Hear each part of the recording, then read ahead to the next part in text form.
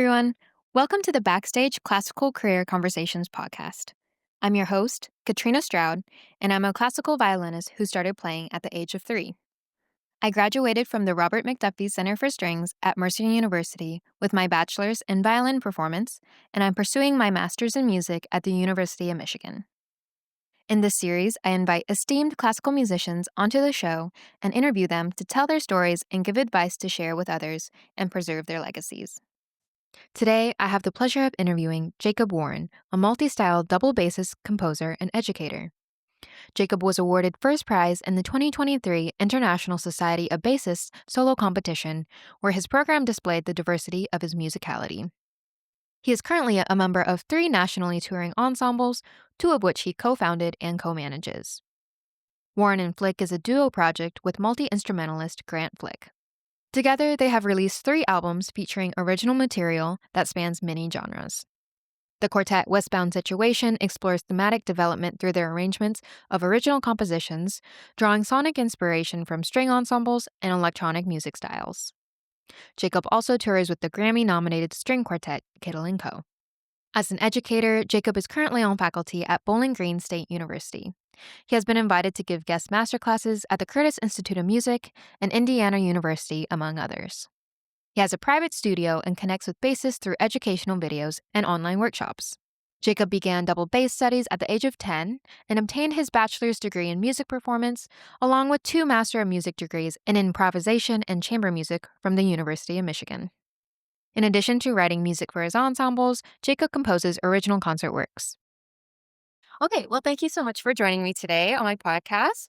So, what originally drew you to the bass when you first started, and what was your musical background like? Yeah, so the main reason I started playing bass is maybe not the most exciting one, but I went to a smaller school, and at the school, we all had to play violin. Mm-hmm. So we started on violin in 3rd grade and did not appeal to me. I did not really work at it very hard and was kind of thinking about what other options do we have. And the way the school worked is everyone was on violin for a couple years, and then you could kind of start to branch out. Okay. And so I remember my mom, for her work, was putting on an event, and they had a jazz trio. Okay. And I saw the bass. And at the time, there were no people playing the bass at the school. So I was like, that's the one that they didn't tell me about. I'm going to play that one. And so I chose that one just because it was different than what I had known about at the time. And then later found out it was a really good decision. Yeah. Yeah. Wow, that's interesting that they made you all play the violin. I've never heard of that before, Mhm. but yeah. And so who were some of your musical mentors, and how did they affect your musical development? Yeah. I mean, I feel lucky I've just had so many important people. I would say, man, where to start with this? I would say that in addition to like mentors who were further along in terms of their career than me, it's been an awareness of how equally important the mentors that have been my own age have been as well. Yeah. And one of the things that's really progressed me is just the fact that like early on, I was surrounded by people who really cared about what they were doing, Yeah. whether that was music or otherwise. And so that really helped me to kind of understand how to approach something that I wanted to get better at, if that makes Yeah. any sense. Mm-hmm. I think more directly, like people who were mentors to me in the more traditional sense, obviously my teacher growing up, I had a great private lesson teacher named Bob Rower. Mm-hmm. And I was actually with him when I started in 5th grade all the way until I went to college. And I think for me, he really instilled like a work ethic and a sense of discipline of knowledge, and really trying to actually like understand the theory behind what you're doing, and really have a wide knowledge base. And then coming to do undergrad at the University of Michigan, I was with Dr. Diana Gannett, and she had not necessarily a completely different approach, but a different angle. Her mother was an opera singer, and she played bass like a singer. And I had never heard anyone with that level of lyricism before, and really started to approach it more from the like musical side and the emotional side directly, and then understanding how that fit in with the more analytical side that I was used to. Yeah. And that lyricism you're talking about, it really shows in your own playing. I've noticed as well. So when did you start exploring multiple genres of music on the bass? And was it something that, started as soon as you started playing the bass, or did it come later? Yeah, no, it actually definitely came later. I was pretty much just going through your typical existence as a middle school string orchestra kind of kid, playing what I was told to play, playing what I was asked to play in lessons. And then really kind of middle of high school, I would say the thing that started to open up. I did play in jazz band a little bit, so I started to get this awareness of like, what does it mean to be in another genre and how is that different? But what really helped me was one of my good friends that I had gone to school with. Her dad is a local musician in Ann Arbor, and he has a duo with his twin brother called Gemini. And if you talk to anyone who's grown up in Ann Arbor, they will have grown up with Gemini's music. They do a lot of children's shows. Okay. And so I had grown up listening to them. And when my friend Emily and I were kind of in, I think it was 11th grade, 12th grade, we started playing together with her dad, which was one of those twins, in a group we called Creatively San, Emily, and Jacob. And that was my first entry point into folk music. And specifically, he immigrated like during Second World War from Hungary. And so Hungarian folk music mixed with American folk revival, mixed with a little bit of jazz. And then Emily was one of my, like, we were the ones who were more serious in terms of the string playing. And so we would go do chamber music programs together. And so we brought that side of things, and we started to experiment with like what it meant to actually bring together those influences in that trio. I think for me, that was when it really clicked. It's like, wow, these are very different, but also very similar. And there's something that I want to explore more here. That's really cool. Yeah. And how has being a multi-genre bassist affected your classical style of playing? And on the flip side, how does being a classically trained bassist affect you when you play other genres? Yeah, I mean, it's hard to list a way it doesn't affect, I guess. I would say that like there are so many benefits that I start to only take note of the ones that surprise me, if that makes any sense. Yeah. So like just to give something really specific, one of the things that I've spent some time translating is this string bowed technique called chopping, which is traditionally actually drawn from mandolin players who in bluegrass style would like they'll mute their strings and sort of just stroke through, getting something that sounds very much like a snare hit. Okay. That was translated onto violin and then evolved quite a bit. And then somewhat recently translated to cello, but hasn't really been explored that much on bass. I see. So something that I was interested in doing because I happen to play with a few of the players who are really, really talented and really paving the way for modern chopping, was figure out like, is there a place on bass? How does this work? Yeah. And while I'm still searching for how specifically I want to articulate that in terms of my playing, I think what was unexpected is that in learning a technique that was so counter to the type of horizontal motion that I was used to with bowing, now completely vertical, Yeah. it used my fingers in a way that basically strengthened them beyond anything I had experienced. And when I went back to play lyrical music, I felt this level of detail in the fine motor skills of my fingers from that practice that actually allowed me to do things that I could only hear previously and not figure out how to execute. Interesting. And I did not expect that like doing chopping would be the best thing I ever did for legato playing, Yeah. but it was. And it's cool to look for those moments and be like, wow, that thing, not only was it now something that I have in my tool bag, it's also something that has influenced my other tools. Yeah. Yeah. Wow. Very cool. And how important do you think the development of multiple genres is in young musicians? And is this something you incorporate into your own teaching with your private students? Yeah, I feel lucky because I have taught like 5 through 85 at this point. Oh. And in my active studio right now, it's a little bit older heavy, but I still have middle schoolers up through like retired professional musicians. Okay. And so it's a wide range of ages, it's a wide range of interests. And I think for me, what the most important thing about teaching is spending the time to try and help the student distill what they are interested in. So I really don't have any interest in prescribing something just because I think it's interesting. Yeah. Do I make an effort to present what I can offer? Yes. And do I take note of what interests them and try to direct it in that direction? Yes. So in that sense, I think when a student has interest in learning how to incorporate these things, definitely I'm going to go there. And it doesn't mean that I'll never push someone in a direction because I think they could benefit from there. But I always want to be cautious, like making sure that I'm not projecting what I like about music onto my I students. see. Yeah. I want to share what I like about music and hopefully inspire them to explore that as well. But if it's a different avenue, I also want to figure out how to support them I see. in that way as well. Does that make sense? Yeah, it does. Yeah. And would you say what percentage of your students do want to explore the multi-genre? Pretty high, honestly. I mean, I'll have people who come to me specifically for one or the other. But as far as young students go, I think everyone I have now, maybe minus one person, has at least some interest in some type of like improvisation. I see. But within each of these categories of things, like what type of improvisation? I have students who like to improvise but also don't really connect with jazz at this point in their life.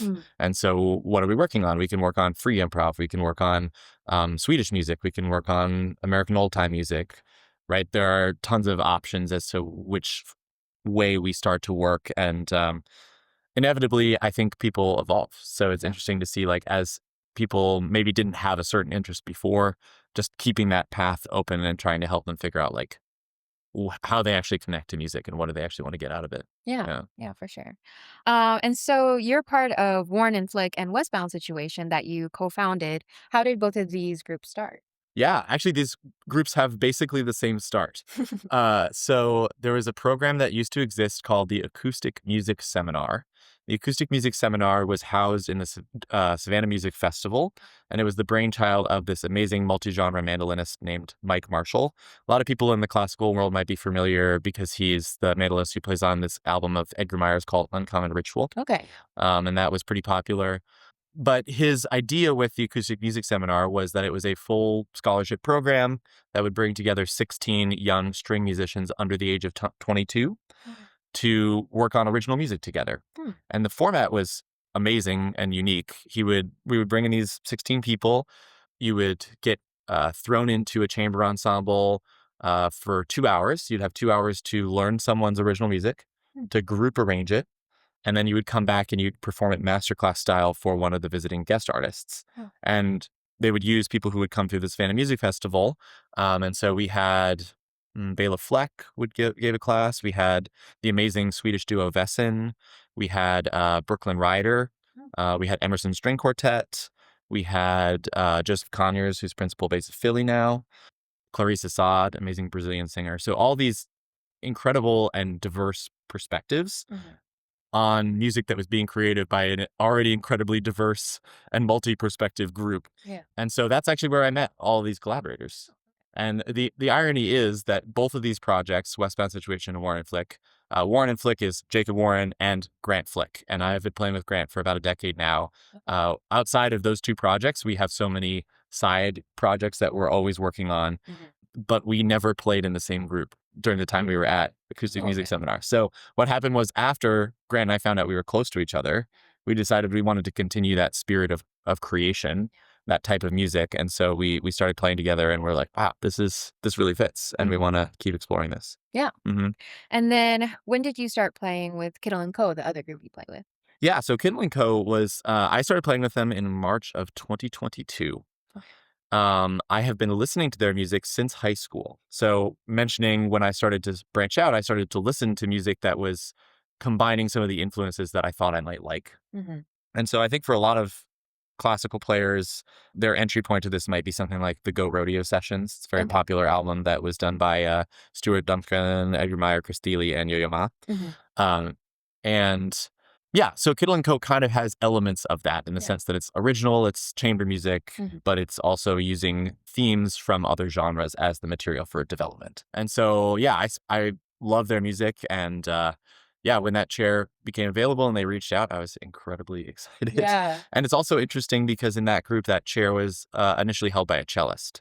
So it's been fun to, like, write new music and have music that's been written now that they have a bass player in the band, but to also have a group that's experienced with a low string player who has abilities in chopping, in melody playing, and all of that. So was it something you had to audition for when the chair opened up, or did they just invite you? No, I think as Jeremy described it, it's a very small pool of people who have the sort of backgrounds that they would be looking for. And so we of course knew each other because the world is small.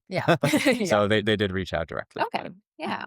So, and with all of these different groups with different genres of playing, how do you go about coming up with and arranging the music for each of these different groups and like making the set list? Yeah, I mean, a lot of, again, like thinking back to what I was saying at the beginning with mentors that have been, at higher career levels or mentors my own age. For me, like one of the most important mentors in my life has been Grant. And I think Grant and I, we have this amazing friendship, but we also are very complementary in a lot of important ways for our own development. Grant grew up playing violin, improvised only, Okay. doing bluegrass and like jazz. Yeah. And I grew up starting off like reading only, playing classical. And so it's really been this process of like learning from each other what strengths and weaknesses that means we innately had. Yeah. And so I think one of the things I have learned from Grant is a lot in terms of like creation of music. I feel like my strongest suit actually lies in understanding like the arranging and the storytelling, because that's a lot of what I dealt with like when I was learning to play. It's like, how do we take this piece and interpret it in a way that is personal to what I want it to be, but also tells a story? Yeah. And Grant was more on the side of like, I am creating a piece of music, not necessarily thinking about like, what does it take to bring it to life past that? I see. Right. It's like the composition is the thing that holds the essence, not the storytelling. And mine was the storytelling holds the essence. And really, it's both of those things, Yeah. Yeah. And I think that, of course, is obvious when you say it out loud, but it's something that you have to constantly remind yourself. It's like both the composing and the arranging is important, and they need to be worked at together. So we spent a lot of time co-writing. Okay. And oftentimes our process will be one of us will handle creating some sort of material, and then we'll bring it into the group and we'll group workshop. Because while I could tell Grant, like, I want you to play this thing, I'm also really interested in what Grant would want to play. Yeah. And so, it's walking that line between like getting him to try something that I know he wouldn't try and seeing how that works. And then also like understanding that I should lean on the strengths of people around me to help formulate things that I wouldn't have thought of. Yeah. And with this music that you play with these groups, I'm sure none of it is like fully like notated. How is that process? Yeah. So both of those groups, I would say, exist well within that spectrum of improvised to composed. So I'll talk specifically so we can do some detail, but Warren and Flick, yes, we never like when we're creating music and by the time we're performing it, it's never been written down. Okay. But I'll say in my head, at least, and I think it's similar for Grant, the arrangement is written down in the sense that there's a skeleton. And sometimes that skeleton is really detailed. Okay. Sometimes to the point of it is more like a classical composition that we've just kind of memorized in the process of writing it. Okay. And that's very important to how we think about chamber music. I don't think we would ever want to perform something that wasn't internalized enough to be memorized. Yeah. And I feel that way about like when I'm performing classical music as well. I would, at this point, I never want to be in a situation where I'm not like performing chamber music fully memorized. Yeah. That's just a personal preference. I don't think it's not possible. I think for me, I just know that like that is an important component of digesting it. And so, yeah, it's interesting. It is that. And then there are some areas that are like completely improvised. So it can be a really prescribed section or a really open section. Yeah. So I think it varies quite wildly. I think what's been interesting for us now is that we have actually gone back and started to write down some of our arrangements because people have been wanting to play them. And now that people are playing them, it's really interesting in that process. We found out that sometimes we don't accurately think about the way we were playing things. Yeah, I see. Okay. So like we had a tune that was just literally in a different time signature than we thought it was in. Wow. And it was like, oh, okay. Well, it doesn't matter because we were still sharing a pulse. Yeah. But it is like if I was to give this to someone and tell them like this is what time signature is, I guess that's what I would do. I see. We both learned the melody, so it didn't really matter. I see. Yeah. Interesting. Yeah. And so you co-founded the two, Warren and Flick and Westbound situation. And then, like I said, you joined Kittel Co. What's the difference between, co-founding a group and joining one and your role in each of them? Yeah, that's a really good question. I think your job is different. I think in the groups that I've co-founded, there's a lot of administrative responsibility that comes along with that and to make it happen. And I think that you have a lot more stake in like what's being created. Right. Yeah. So when I play with Kittel Co, it doesn't mean that I'm like, it's lower stakes. It's definitely not lower stakes. It's just, it's a different model in that there's someone writing and arranging the music first. I see. And then it really is, in a sense, more of a classical chamber music type experience where I am improvising, but I'm interpreting someone else's music. And I'm striving to interpret it in a way that's authentic to me, but knowing that like it's trying to match up to the image that the composer had in mind. So it is a different thing. It's just that like I feel like I wear my interpretive hat more in Kittel Co. and my like composer and arranger hat more in my other projects, despite them both being equal in terms of the spectrum of improvisation and composition. I see. Yeah. Okay. Very interesting. Yeah. Mhm. And so you're composing music, arranging pieces, performing, and recording. And I have a bassist friend who wanted me to ask you the question of what is your desired voice in the classical music world, and what are you trying to say? Yeah, I think, well, my desired voice is my voice. Yeah. And in the classical music world, I don't think that context really changes my response. Like, I mean, I hope if I'm doing what I intend to be doing, I hope that I sound like me, regardless of what genre I'm playing. Does that mean I want to ignore the context of the genre? No, it means that I just have certain things that I gravitate to like anyone else. And I've spent time trying to embrace those things rather than leave them behind, Mhm. even when the context is new and a little bit daunting. Yeah. And I think that's really something I would say to anyone who's like in a genre right now and feels like they might be interested in exploring. Mhm. Please do. Please be respectful and like listen to the music and try to understand what the context is. But please don't leave behind what you're already good at. Yeah. Because like no matter what genre you come from, there are so many things of value that are valued in all genres. Mhm. I find that sometimes, and I'm guilty of this too. I've been guilty of like going in thinking that I have to rewire everything I do to have a voice that fits. I see. And I think I should be more respectful of myself, more respectful that I might have something to offer Mm. and might have something to add, Yeah. even if I'm still starting to feel things out, you Yeah. know? For sure. Mhm. Yeah.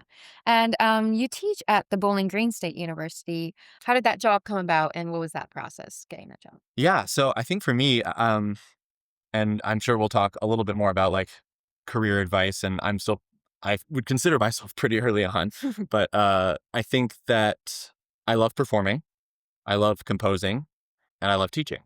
And so knowing those things, I want to make sure that like whatever I'm doing is at least pushing me in a direction that's consistent with my goals. Mhm. And so the job came about because I love teaching privately and I'm going to continue to do that, but there's an age range in this admittedly large age range that I've had that tends to get monopolized by academia.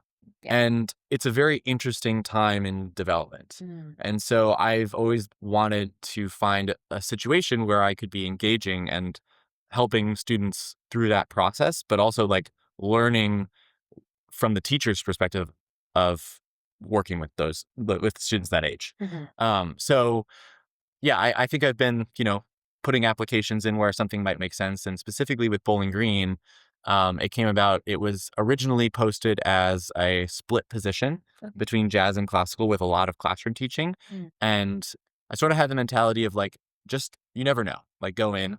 And I got partway through and realized it would be very difficult for me to accept the position as they were billing it because I would have to leave behind a lot of the things that were advancing my chamber music career. Mm. Because I'd have to spend, I'd have to be classroom teaching. I'd have to Right. be there a lot of the time. But I decided to continue through and just kind of see what happened. And in the end, they did decide to split up the position and it worked out in a way that I was able to accept. And now I do have students in that age range and I have learned an awful lot. And I'm very excited to keep learning. So, Yeah, that's great. yeah. And speaking about goals, what were your goals 10 years ago, and how have they changed for your goals for the future? Mm, yes. That is interesting. I think 10 years ago, 10 years ago was when I met Grant. Okay. So it's kind of hard to believe how much they've changed at that point. Like Yeah. when I went to that program and started to get this inkling of what a performance career could look like. Mhm. I think speaking bass specifically, there's in the pedagogy and in like the career paths that we see available to us, there's a lot of diversity, but when you go to university, it tends to feel like the moment you're specializing. I see. Like you're choosing to go to a school because this is an orchestra school, Right. or you're choosing to go to a school because this is a trad jazz school or a modern jazz school, or, you know, and so coming here was interesting because I had a teacher who was more interested in lyrical solo playing, which is not necessarily a career path that has any success throughout the history of bass playing. Yeah. But it exposed me to the idea that like this instrument can be used in different ways. Mm. And if that's where your musical voice is and your instrument is bass, why should you not try to figure out a context that makes you feel fulfilled? Right. Yeah. So yeah, I think at the time it was more like 10 years ago, I was interested in figuring out what I wanted to say musically. Mhm. And I'm still interested in that. That hasn't changed. But I feel like I'm starting to understand what I want to say more musically now. And my goals have just become more specific.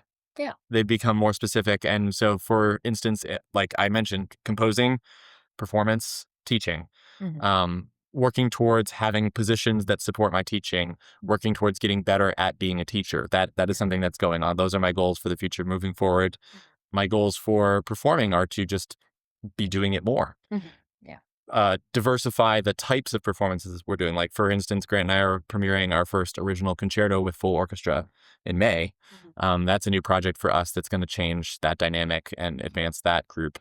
And then for composing, trying to branch outside of just composing for the groups I play. It's nice to write for those people and then, retroactively make an arrangement that people can play. Mhm. But now I'm starting to write music that is specifically for like someone else or for different instruments. Right. And so trying to keep growing in all those areas is where I see my future being. Yeah, that's great.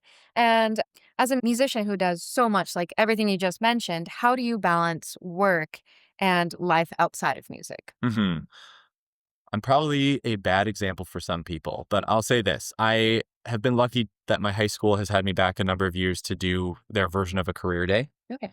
And so I've had some time to think about what advice I would want to give someone. Mhm. And I didn't realize this until I started saying it a few of the past times. And I think that one of the most important things that I didn't realize was that you should think about what you want your life to look like Mhm.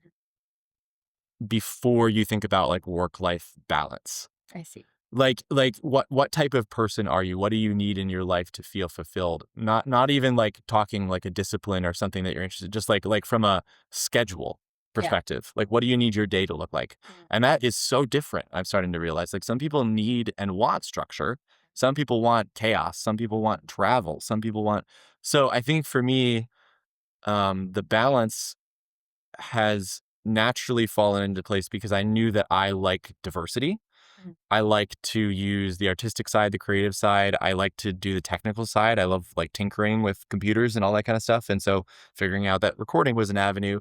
I feel like I am lucky enough that I don't have anything in my life that feels like a differentiator between work and life, Yeah. Yeah. which might not be everyone's ultimate perspective either. I think for me, that's what I'm after. I don't want to feel like I'm choosing between work and life. Mm. I want to feel like I love my work and therefore it is my life. Yeah. Yeah. And all the people in it are in it because either they fit one of those two things well Yeah. or both. Yeah. And a lot of times it is both, Mhm. So, but I think for some people, separation is better. Yeah. Yeah, I hope that answers it. It's Yeah. definitely No. something you have to always think about. So, Definitely. Yeah. And speaking of like work being your life, I think it's such a privilege that we as musicians get to have that. And it's so fulfilling.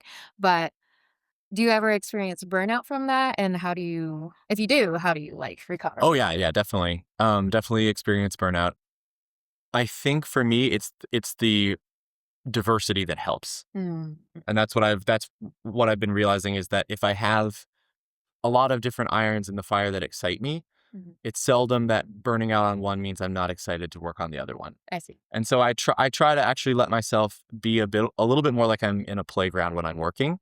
Obviously, like there's deadlines. I can't just be like completely Yeah. doing whatever I want all the time. Yeah. But like, there is this element of it's it's the process that matters the most. So if I have a bunch of things that I would be interested in working on and I'm letting myself go to the ones that naturally pull me, the product I feel is more authentic because I'm doing things at the moment I am interested in them Yeah. and then giving myself options for things if I'm not interested. Yeah. Yeah. And you gave a little bit of advice, but I always like to close with this one question of what advice do you have for aspiring professional musicians?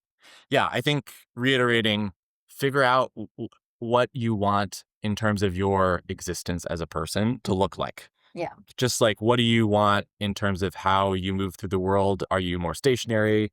Are you more, is there more schedule, more variety? Yeah. I think that if I had started thinking about that sooner, I would have realized that certain career paths that I thought I might take would never have worked for me anyways. I see. you know? Yeah. But I'm glad that I have started to realize that. Yeah. I think also don't be afraid to follow an interest, even if it's an interest that you don't think is going to be a main part of your career. Yeah. Because I feel like we often get this sort of analytical voice in our head brain that says like, oh, maybe you shouldn't do that because like you've got this other thing that is such a big project. Yeah. Right. Or like, oh, maybe you shouldn't take on this new big project because it's so big. Right. Yeah. Like just starting to realize that you can replace that with just starting it. Like when you feel that reaction, instead go and actually just start it. Yeah. You won't have lost much more time if you choose to end it there than you will just like sitting there thinking about, should I do this or not? Yeah. You know? Yeah, for sure. And yeah, really giving like especially when you're young, people always told me this, you will never have as much time as you have in college. Yeah. And you think you're crazy. Like, what are you talking about? I bet you come in and you teach like a few days a week. Like, look at, it's true. You will never have as much time to just work on random things you want to try as when you are young. Yeah. And so do it and don't get in your own way. Yeah. I completely agree. Well, thank you so much. This was a great interview. Yeah. Thank you. Yeah, thanks for having me. Thank you so much to Jacob Warren for sharing his journey through the music world as a multi-style bassist and composer. His passion for music really shone through, and I can't wait to see what he does next. Thank you so much for joining me on Backstage Classical Career Conversations. If you liked this interview, please rate, review, and subscribe to this podcast on the platform you're using. You can follow us at Backstage Classical Podcast on Instagram or visit the website at backstageclassicalpodcast.com for more episodes and information. I'm Katrina Stroud, and it was great to see you here. Until next time, stay inspired and listen to the stories of others.